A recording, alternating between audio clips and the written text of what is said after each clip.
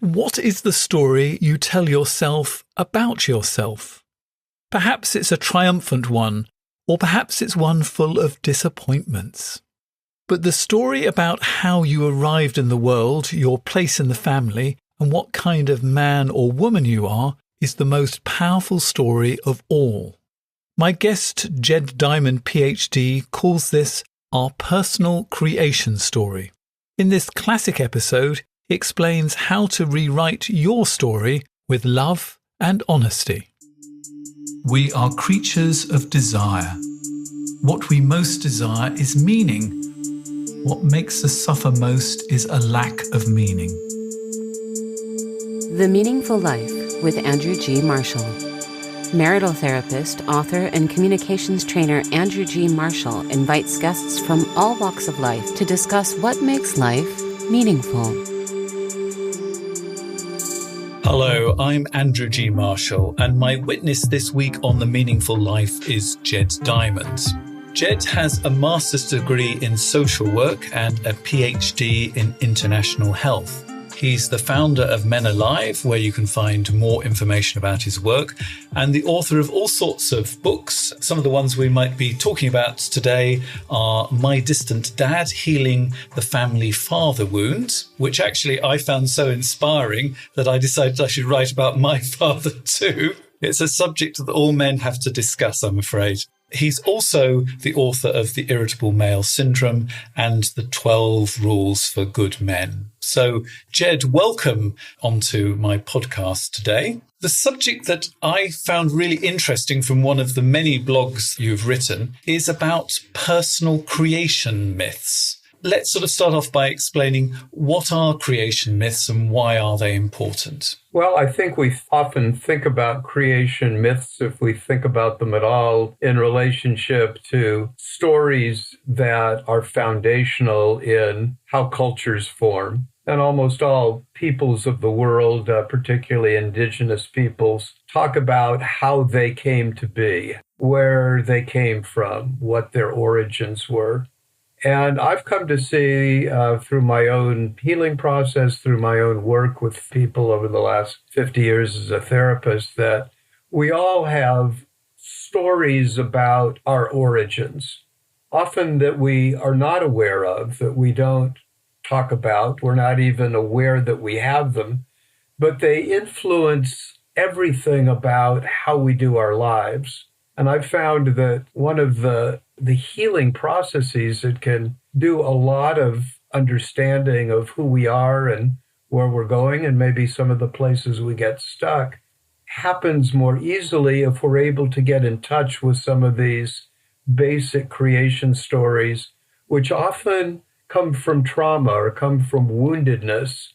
And so without being aware of them, that story or that way we see the world or how we view ourselves, how we view relationships, how we view other people, often is colored by a traumatic experience or set of experiences in our early lives. America will have a creation myth itself, the nation, not just people. So we get sort of into this idea.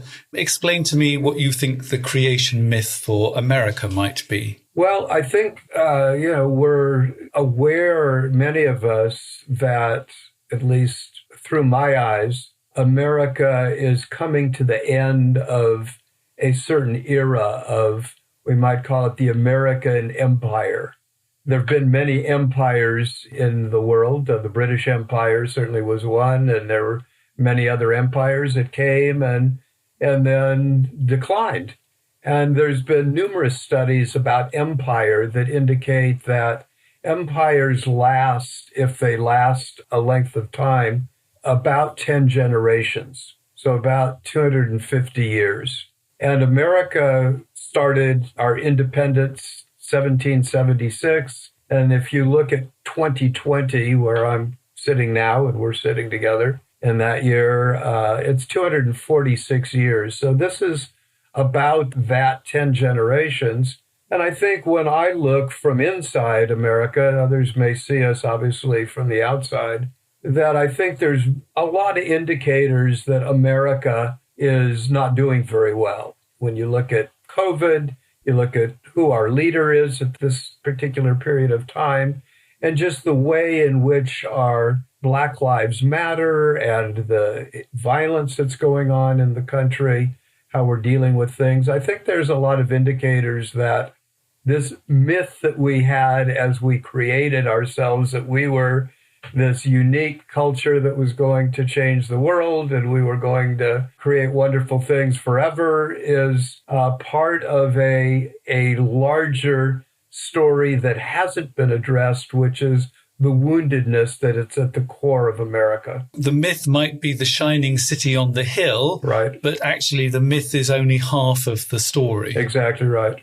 Let's look at the sort of myths that we ourselves might have. And having read your fabulous book, My Distant Dad, which I recommend 100% to every man, and in fact, actually every woman as well, if you want to understand how men work. You are very generous and share a lot of your foundation myths. So let's sort of split it up. Let's talk about your mother first. What sort of myths of your personal creation did you get from your mother? Well, my mother was a very independent woman. She had moved from the South to New York to get away from the upbringing she had had in the South. And this was in the 1920s. And she was kind of one of the original flapper girls, independent women. She might have been a feminist at the time. But she had a great fear of dying. And she was constantly afraid. So when I was born,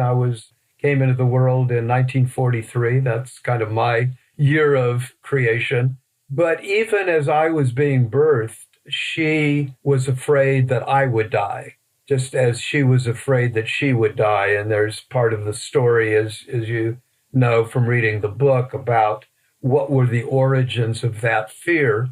But I grew up with this dual fear that somehow she was not going to live very long. She would tell stories about when I would finish high school. I'm so glad you finished high school while I'm still alive. I wasn't sure I'd see the day you'd graduate from high school. And that kind of story that I never thought about as a story or something that influenced me, but deep down inside, I grew up with a message from my mother, which is you have to be independent, you have to take care of yourself, because you never know when the person closest to you is about to die, because it could be any day now. That sounds terrifying to me. Well, it was the terror that I spent a lot of my life avoiding. And the way I avoided that terror was I lived a lot of my life in a fantasy world. It was as though I pushed aside those messages that I'm going to die that I got from my mother. And what I said is, well, in the world of fantasy, in the world of make-believe, nobody dies. There are magical people that are always there to support me. So that was one way that I pushed aside that fear of she's going to die and I'm going to be all alone and then I'll die. The other way I did it was becoming supremely independent. From an early age, I took care of myself and I went places on my own and I did things on my own, as if to say, I don't need a mother. I don't need anybody. I can take care of myself. Give me an example of something that would shock us now that you did as a young person. Well, there were many things. Some I can't tell in public, but one of the things that I didn't think anything of it was from the time I was probably 8 years old, I would take the bus from where I lived in what's called San Fernando Valley, which is outside of Los Angeles. And I would take the bus into Hollywood, and I would go to movies on my own as an 8-year-old, or I would walk the streets and meet interesting people. And, my mother had to work, so, I was kind of on my own. And she, just, oh, well, so as long as you get home, before dark. So I would go off, take care of myself, do adventures, do things that I would never tell her about because they were even more dangerous than the idea of being by yourself, alone, somewhere 40 or 50 miles away from home. And your mother knows absolutely no idea where I was, just that, yeah, I'm going to Hollywood, see you when I get back. That was one of the the things that I did for a number of years at that early age. And what about your father? What did he add to your personal creation myth? Well, my father was kind of the more caring parent, where my mother was somewhat distant and afraid because she was afraid she was going to die or I was going to die. So the way she dealt with it was being kind of aloof and independent. My father was the nurturing father. He would hold me, ride me on his shoulders. I had memories of him taking me in the parks and just riding all around. But he became increasingly depressed because he couldn't make a living to support his family. And at that time, and still now to many degree, being able to be the man that supports his family is part of the core of what men need to do. And when I was 5 years old, he took an overdose of sleeping pills, and he ended up being committed to the state mental hospital in Camarillo. And I spent then a year with my uncle visiting my father in the mental hospital. And I wondered why my mother didn't go. I mean, why would she send, a 5-year-old child? And all I could get from her was that your father needs you. And the story that I kind of put together was he tried to take his own life because he became depressed because he couldn't support his family. And in my mind, the family was when I came along, when I was born. So I had this idea somehow that I was the cause of his demise, his potential suicide. And so it was my job to take care of him, to fix it. I had no idea what that meant, but that was part of my early idea that somehow I'm to blame for what happened to my father, and I must then go into this crazy place in order to somehow make it right. What a surprise you became a therapist. Yes, exactly right. On that note, maybe 2 or 3 years ago, I redid my business cards. And my official business cards at this time had said, helping people to live long and well since 1969, which is when I've officially started as a therapist in the field. But then I realized I've actually been doing that job, helping men and the women who love them, which is my focus, since I was 5 years old. A much longer period of time. So it's been since a core of who I am. 1949. Exactly. Not 1960, but 1949. Exactly right. What was a mental hospital like for a 5-year-old child? Well, it was terrifying. I still have memories of my uncle and driving and me being very frightened. Like, what are we going to see? Why do I have to go? And he would just hum a tune and we would get there. And remember, from the outside, it looked kind of pleasant. It had palm trees in front and manicured lawns up front. The thing that tipped me off was the bars on the windows. And then when I got inside, there were people rocking and drooling and crying and screaming. And it was like, my God, why am I here? Why is my father here? And then I saw him, and I remember the first image I had the first time I went was he had this kind of wild-eyed look in his eyes, and he hadn't shaved for a while, and he had little bits of food embedded in his cheek and his mouth. And I realized something is terribly wrong with where I am, with my father, and it just reinforced somehow that I must have done something terribly wrong, that he ended up here, and I must do something miraculous to try to fix things. He actually ended up running away from there, didn't he? Well, I ran away first. You ran away first? Yeah, after a year of going, I reached a point where I came one day with my uncle, Uncle Harry, my father's brother-in-law, married to my father's sister. And one day we got there and my father looked down at me and looked up at his brother-in-law and said, Harry, who's this kid you got with you? And he had reached a point, being in the hospital at that point for a year, where he obviously had gotten worse, not better, and he didn't know who I was. And so I finally went back and confronted my mother and I said, listen, I don't want to go anymore. I don't want to stay. So she said, okay, you don't have to go. And he stayed from that point when I stopped, he remained hospitalized for another 7 or 8 years until one day on one of the visits, still with his brother-in-law, who came to see him every Sunday, that my father walked away, just said, Harry, I got to go across the street and get some stamps. And he went across the street and he never came back.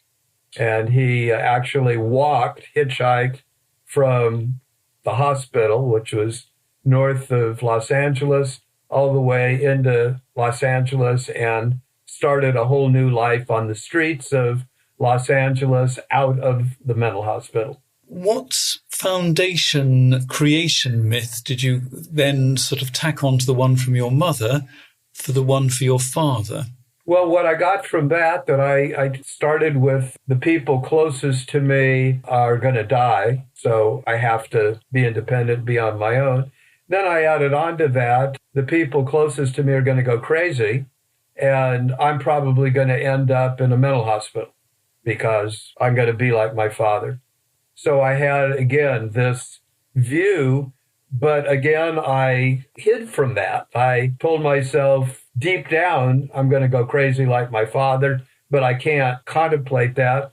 So I told myself, first, I'm going to fix it. I will fix him. And that was my early thing. Then he escaped. And then I basically denied that he existed.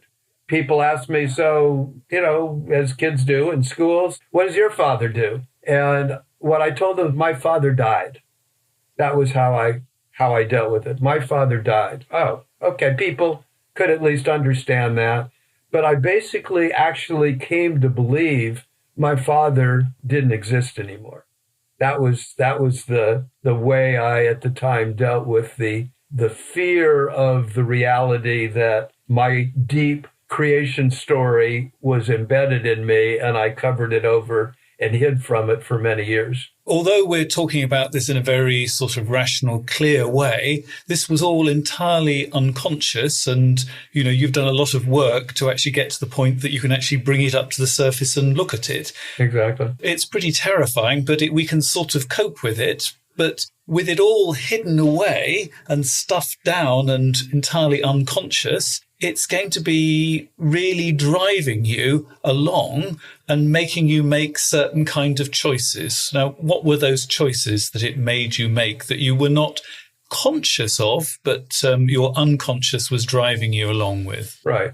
It drove me to be, as I said, very independent, learn to take care of myself very early, learn to cook, learn to get where I needed to go. I started earning a living when I was about 7 years old, selling Christmas cards over the holidays, had a bicycle route delivering newspapers. So one part of me was independent man, young man, and then later an adult. But my relationships, I was a loner. I didn't have any friends. I didn't have, as I got older, I had a hard time relating to women. I got involved in sexual relationships, but no intimate relationships. I eventually got married and then got divorced and then got married again and then got divorced again. So my relationships were a mess. Professionally, I was working as a therapist and very successful, counseling people and writing books and trying to keep hidden the fact that I'd been married and divorced and married and divorced and, this whole other life that I was running from. But that was at a point then where things started falling apart for me. Because I sort of get the picture that on one level you're pushing people away, but if you think they're all going to die and you're going to be left alone, you're going to cling on to them. So we've got clinging and pushing away. Am I hearing it right? Exactly. Mostly pushing away, but you get lonely pushing people away. And so eventually you hunger to get connected, and then you want to hold on tight. And you hold on tight so much you smother the people that you're close to, and they want to run away from you because you're, for me, both clingy and very angry. You mentioned I wrote some other books, including the irritable male syndrome and dealing with the way I had dealt with my depression and my anger was in the relationships. I would cling, and then if they didn't do what I hoped they would do, I'd get very enraged at them and hold them at the same time and yell and scream at them. And most people don't like that. Funny that, really, isn't it? But you can't have a meaningful life if you've got all of this, sorry, I'm going to use a non-technical term, all this crap running in your system that you're not really aware of. Right. So it is incredibly important to be able to put together your creation myth because it begins to make an awful lot of sense. You know, it seems crazy to cling and push, but actually when you look at it within the context of your background, it makes entire sense, doesn't it? Well, it does. And most people, me included, never wanted to look at that because it was terrifying to look at. And you only look at it, I only looked at it when my life started to become unmanageable. All addicts, and this is a kind of addiction to this behavior, I think all addictions at core are ways in which we run away from that core wound that we have, in a way running away from our creation myth. And some run into drugs to try to push it away. Some do sex addiction, some do workaholism. But ultimately, when things start falling apart, our relationships fall apart, our health falls apart, we become depressed, we become suicidal in many cases, which I did as well, that we then start saying, I need help. I need to figure this out. This isn't working for me. And so for me, it started with self-help groups and support groups. It started with therapy and me reaching out. Even though I was a therapist, I finally went to other therapists and said, listen, I know I'm a good therapist, but hey, man, there's another side of me that I need to talk about because, it's a mess. So things started then to come around, as they often do, after the dark night of the soul, where you hit bottom in your own way and say, I just can't keep going on like this. It's too destructive. It's too painful. And then we start to figure out what's really going on. And that was where I began to, one, remember what in fact happened to me when I was a child. And I began to get some of those pieces and starting to put them into place, and then to understand them and then to build on them. So what was your personal dark night of the soul? Well, there were numerous ones. I don't know that there was, it's a literary kind of thing that there is and for some there is. There were numerous ones for me. There was the breaking up of my first marriage and the divorce that came after that. There was the breaking up of our family because we had 2 children, and the loss of my connection to my children was another one. Another one was when I remarried a woman who slept with a gun under her pillow. And I thought that she was the perfect partner for me. I didn't realize the gun under the pillow might be a tip-off to somebody who might say, maybe some of this self-destructive energy or flirting with death or this feeling of afraid of death that I was creating. So that was one, particularly when we reached a point where it looked like one of us was going to die, and either she was going to kill me or I was going to kill her. That was another dark night of the soul. But together, 2 or 3 or 4 of those congealed to get me consistently in a place of deep understanding, deep reflection, and deep healing. Once again, once you understand the creation myth, it makes sort of sense that if you're frightened of dying, then, you're going to challenge that, marry a woman with a gun. It sort of has a bizarre kind of logic to it, but you don't see that logic unless you understand the creation myth. Exactly.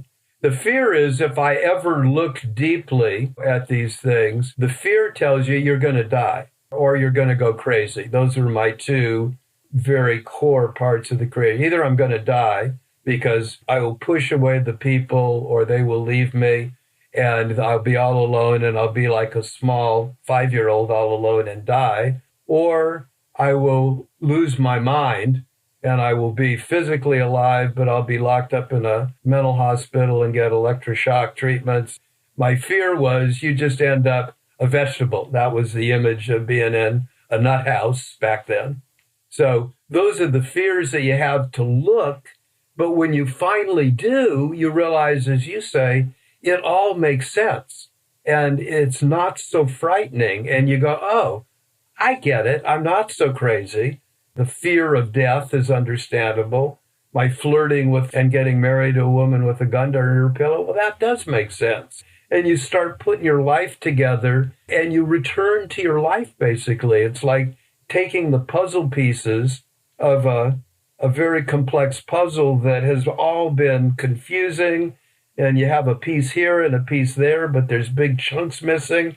And all of a sudden you go, it starts to fall into place. Your life starts getting clear and you begin to relax into your life. As you know, I'm now married for the third time to a woman that I've been married to now for 40 years. She attributes a lot of our good and healthy 40-year marriage to the fact that I've been in a men's group that's been meeting for 41 years. And that was kind of my first being able to reach out to others and be vulnerable and tell my story and to listen and feel like I was with a group of men, a group of brothers who could hold this what I thought was this crazy story that nobody could understand. I know lots of men who would rather chop off 2 of their legs and maybe even their penis rather than admit to other men that they feel vulnerable. But as somebody who's been in a sort of group for about 5 years of other men, it is wonderful. Well, it is. It's life-saving, and it's part of what we all long for. We long for the brothers some of us never had. We long for the parents that we didn't have or wanted. And, we talked at the beginning of the father wound, which was kind of at the core of my male defenses and my male disconnections. And when you're able to begin to heal that, you begin to heal your relationships with men. And often, in order to heal our relationships with women, we have to be in the company of other men. I talk about in the new book that you mentioned, the 12 Rules for Good Men. The first rule is join a men's group, because I think we often have to be in the company of other men and be vulnerable with other men before we can really feel comfortable as a man in our own skin. And if we can't feel comfortable as a man in our own skin, we're not able to have intimate relationships with anybody. Who can teach you to be a man beyond another man? Exactly. The wonderful thing about creation myths is once you actually know them, you can reform them and you can change them and turn them into something that's actually not quite so destructive. How have you changed your creation myth? Well, part of it is accepting the truth of our lives. That's the first part of reframing the myth, because while it's unconscious, all we're left with is often the terror, but none of the positives, none of the full picture of it. For instance, part of my view of my father was that he was a failure. He had tried to kill himself, and he wasn't even good at that. He failed at killing himself.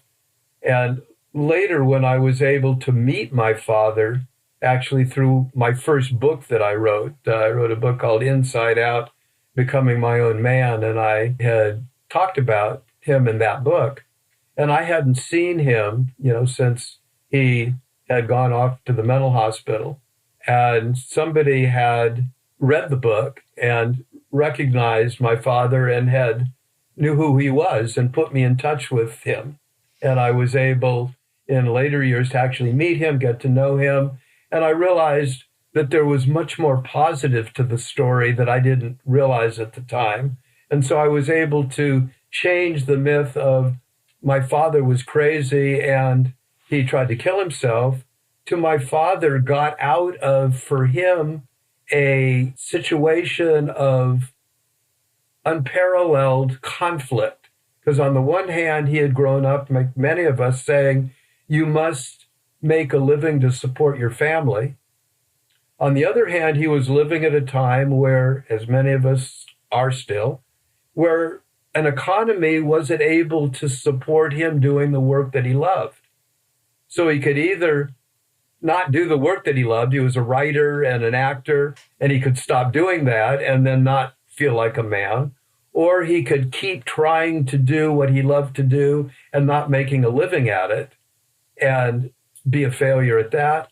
Well, what I realized by getting out of that bind, going into a mental hospital, getting out of a mental hospital, and then he became a street puppeteer and actually did very successfully for years what he had longed to do, which was to put on shows, to be a theatrical person, but he no longer had to make a living at it. He was a street performer, and that fit for him.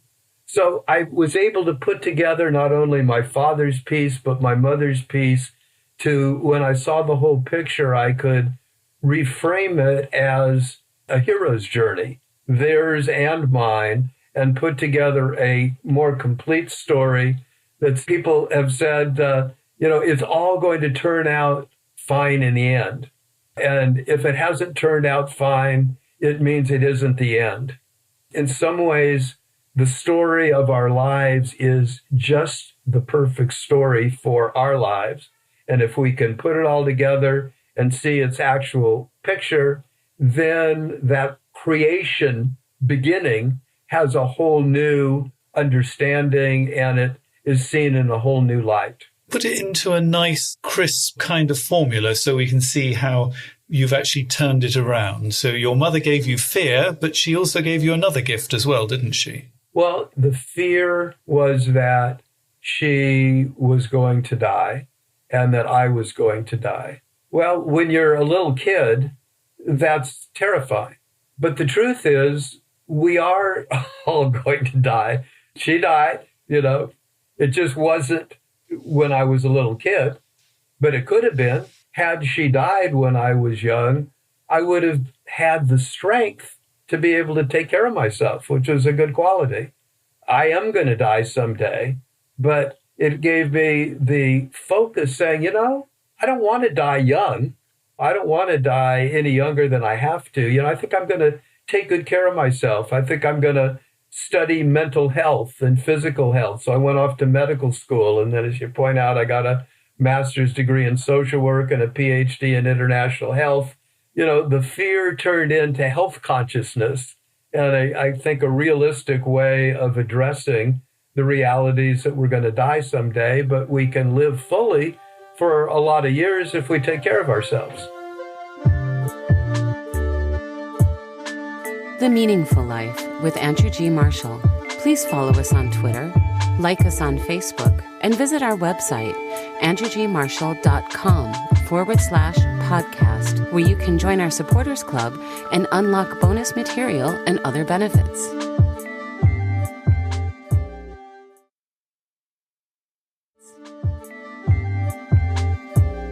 Welcome to The Meaningful Life. My guest today is Jed Diamond.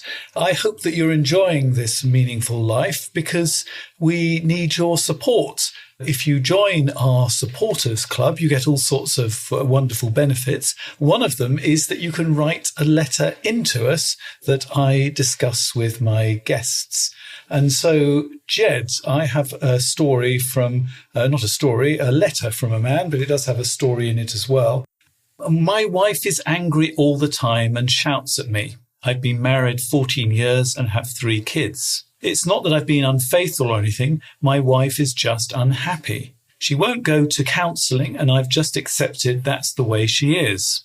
Her parents had a traumatic divorce 30 years ago, and she still refuses to talk to her mother. I try my very best to keep my mouth shut when her anger is up and concentrate on doing positive things. Lately, she's projecting onto our kids, i.e., whenever they act badly, even minor bad behaviour. When I speak to her about it, then it's our relationship that's the cause. I can endure any insults she throws at me, but labelling the kids in this way is a step beyond. The conundrum for me now is, what is the lesser evil for the kids? Divorce or endure? So what do you think?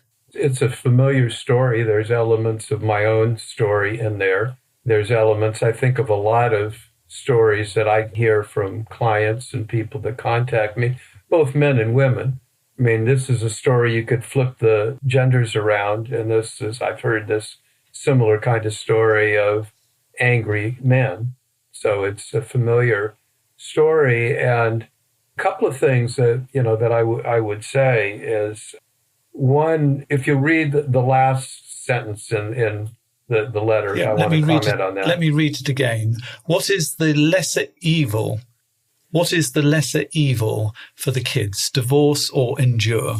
Right. So one of the things that I learned from my own stories and helping others is that often, if we don't see the whole picture, it looks either black or white. The choice is we stay or we leave. We endure, or what's going to be best for the kids. And what I've seen is a couple of things. One is those aren't the only choices. If we expand our options, if we expand our frame of reference, either the person themselves or through some help, some counseling, you can see that maybe you can stay and things can get better. To do that, you have to see this larger picture that the person that wrote the letter begins to see. That is, this is not just about me and the kids. It isn't just about our present relationships. There are what I call shadows of the past. There's this overlay of what the woman's past was like and the wounds that she may have had that now are being played out in her relationship with her husband and the anger that she feels. And you can, as a therapist or just as somebody listening to this, you can recognize, you can begin to see and wonder and ask, wonder what happened to her, wonder what her upbringing was like. I wonder what anger that was in her family of origin and what her origin story was, what her origin myth was. So you begin to expand the vision, and I do that with if somebody came to me with that letter in counseling, or if the person is simply listening or sent it in to you because they were, wanting to expand their vision, their understanding. To recognize that another kind of truth of this is there's a kind of a myth of relationship that says in order to fix a troubled relationship, it takes two to tango is the term. It takes two to tango. If the other person isn't willing to get help, what can I do? It's an either or. Well, I guess I can stay and endure, or I can take the kids and leave. Either one is going to be... Get a new tango partner. Right, or get a new tango partner. Or you recognize that the truth is, again, an image, but you get the idea. It actually only takes one to tango. You can tango by yourself. You can do all the moves. You just have this belief that says it takes two.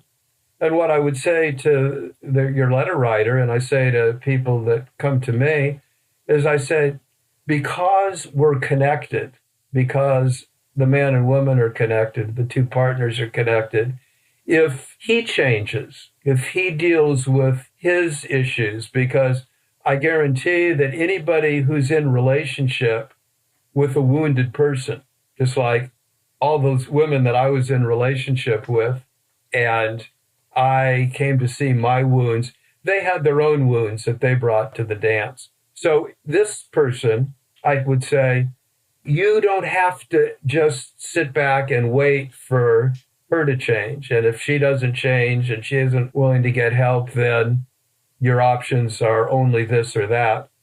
You can do something. You can go and get help. You can begin to see what part of this dance am I participating in? What part of this am I feeding? What part of this am I afraid to address because I'm afraid she'll get angry at me, or she'll get violent, or it'll be worse on the kids.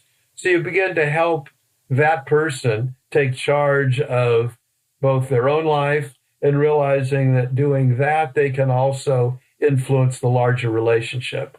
It's very easy to look at other people's behavior and the bits of our behavior that we're not actually accepting ourselves.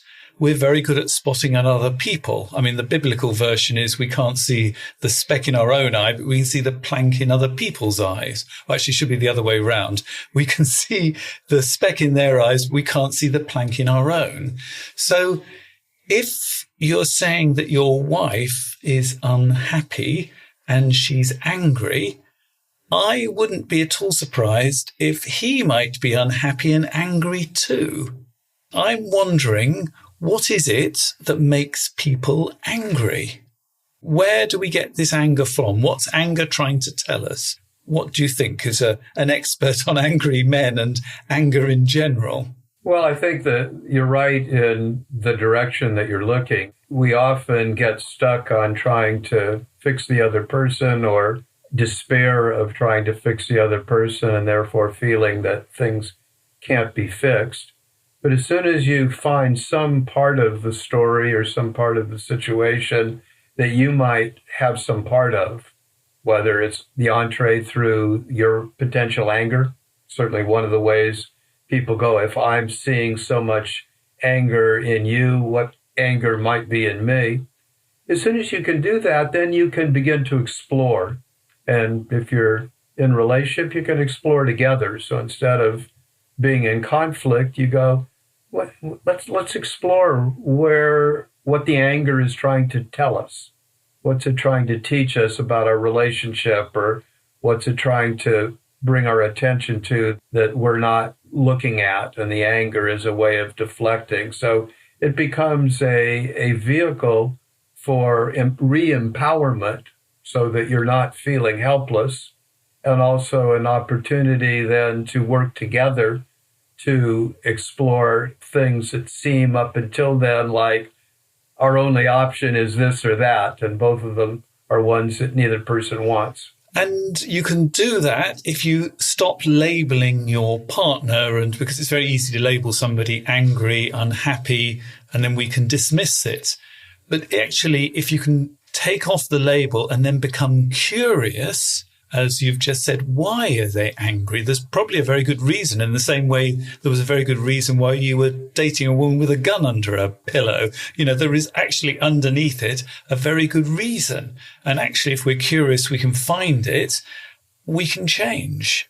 Exactly right. So that's the reframing, or the looking in a new way, that we get from doing therapy. We can get it from an aha experience in reading a book. We can get it from hopefully listening to a podcast like this, where we can get some little glimpse of, oh, I identify with that. That maybe there's something in here that I can learn.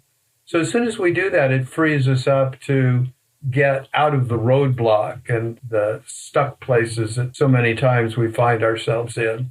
If you can get out of the stuck place, you can actually give your children a real gift. It's a real gift to show them that you can turn things around, because instead of passing on the parcel of crap from the past onto the next generation, you're actually saying, we don't have to just either endure or run away.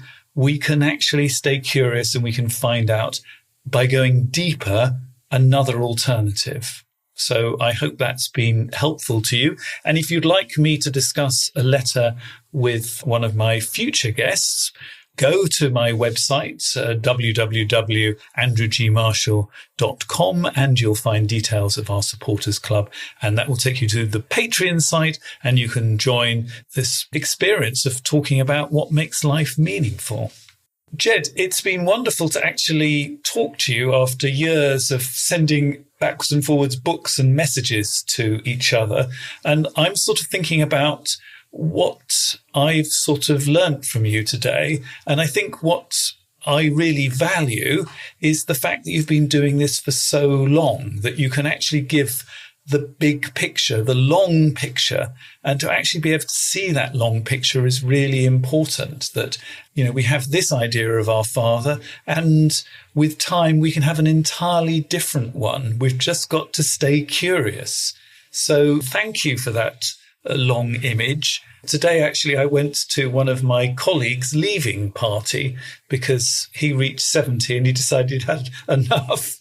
You're past 70 and you're still working. And I think that is a wonderful gift to us. So thank you very much. Is there anything from our conversation today that's made you think about things in a different way? Well, I think just the whole exploration, as you know, the article that I wrote that you responded to, in which we spent quite a bit of time looking at origin stories, was really unpacked in a way that as a writer and as a therapist, a lot of what I do is in my own mind, in my own office, sometimes with my own creative process as I think and write, or with one other person. And I found it very helpful to have you from an outside ask questions and be able to go deeper with that and to, in a sense, bring in a third party with the letter that you brought in. So it really expanded my understanding of those issues as we talked about them, because they're all relationship issues. And I think they need to be brought out into the light in various relationship contexts. And the fact that you and I have some experience over the past through writing, being able to see each other as we are and be able to talk to listen to each other, to me gives a new dimension to those stories that I've been living myself, but through a more closed lens than opening it up and talking to you. So I appreciate very much this opportunity to talk more with you and expand our conversation. So as a witness for what makes life meaningful, let's actually focus on your life. What makes your life meaningful today? Well, as I'm sitting here, I'm looking out my window in California and just really appreciating the beauty. Right outside, there's a large redwood tree that hangs over our house, and I'll often sit out in the garden. And I've been feeling lately like I'm a resident healer and being able to bring together the body of work that I've developed to share it with other people. I feel like there's this combination of healer and scholar that I'm finding very meaningful at this stage. I'll be 77 in December, and it feels like this is a time to bring a body of experience and life experience of 77 years out into the world in some new ways. So that's part of what is meaningful to me. And then, my personal context, I have 5 grown children and 17 grandchildren, some of them grown, and 1 great-granddaughter. It feels like this is part of the generations to come that I hope to leave some legacy for. And they're part of my personal legacy, and hopefully the people that are part of this dialogue we're having today are part of the broader legacy of what we're doing here in the world. And how does healing and education fit together? To me, they're intimately related. The more I know about my life and my story, the more healed I feel and the more together I feel in body, mind, and spirit, and just getting my shit together, getting my head together, getting my life together. That's been a continuing journey. And to me, there's nothing more fascinating when you look at what's there to know in the world, starting with ourselves and then radiating out and finding out we're all connected to this larger story. We have a 2 billion year history of relationship, male and female. I talked about when I wrote the book, 12 Rules for Good Men. It was actually inspired by my wife, who said, with all that's going on in the world, we need some good news about men and how can men heal. And, we need to heal the male-female divide and bring the sexes together. And I wondered, how far back does male-female go? And found out it was 1 billion years ago. So you've got these 2 billion-year-old stories of male and female. And in a way, it continues all the way back to the beginning of life, and maybe before that into what other dimensions there are. So as I sit here under my redwood tree and bring together some of the scholar and healer together and share that with the world, I can't think of anything more fun, more interesting, more enjoyable, or something I want to continue to do as long as I'm living. And more meaningful as well. Jed, thank you very much for being my guest on The Meaningful Life today. And that's where the conversation is going to end for most people. But if you'd like to join our supporters club, you will get some extra benefits. And one of those benefits is the continuing conversation with Jed. I'm going to find out the 3 things that he knows to be true. So thank you for joining me today on The Meaningful Life, Jed. You're very welcome. You've been listening to The Meaningful Life with Andrew G. Marshall. You can follow Andrew on Twitter, like him on Facebook, and please leave a review wherever you consume your podcasts. Making, editing, and distributing The Meaningful Life comes with substantial costs, and we'd like to ask for your help. Visit our website, andrewgmarshall.com/podcast, where you can join our supporters club and unlock bonus material for every program, send in a letter to be discussed by Andrew and his guests, and join a community of other people seeking to make their life meaningful. At the gold level, you get even more benefits. Production of The Meaningful Life with Andrew G. Marshall is by Michael Dooney. Social media by Madeleine Healy. Sound engineering and theme tune by Sebastian de la Luz Mendoza. And I'm Susie Colick. Please tell your friends and spread the word. Thank you.